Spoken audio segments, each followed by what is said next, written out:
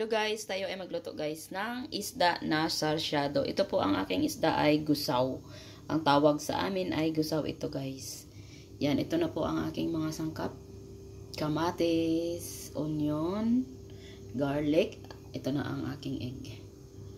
Mag-slice na po ako ng aking mga sangkap guys. Yan na po ang ating guys, ang ating sangkap na ko na siya guys. Ang ating isda ay lagyan natin ng asin tapos iprito na natin guys.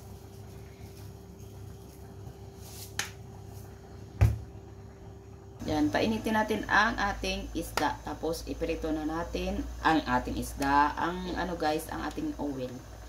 Painitin natin, tapos ilagay na natin ang ating isda.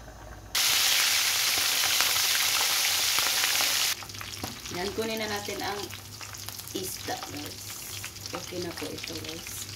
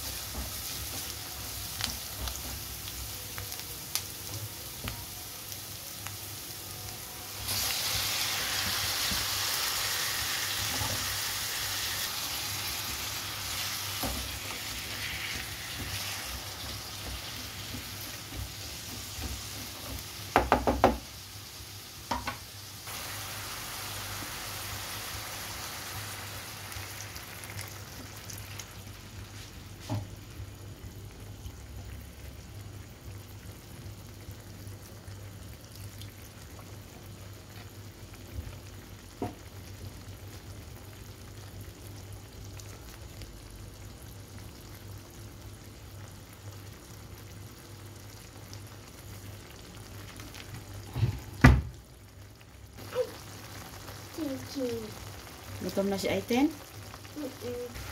Yan guys, maglagay ako guys ng sugar. Depende sa inyo guys kung maglagay kayo o hindi. Ako ay naglagay. Hindi yan matamis guys. Tikman natin guys.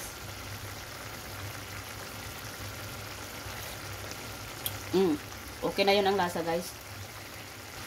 Yan, tapos guys, lagay na natin ang ating isda. Pinputulan na ng aking anak ang aking isda guys. Gutom na siya, gutom.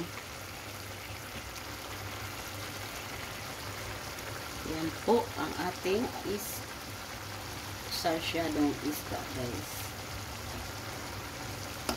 Yan. Tapos, ilagay na natin ang ating egg. Ang ating itlog. Itlog.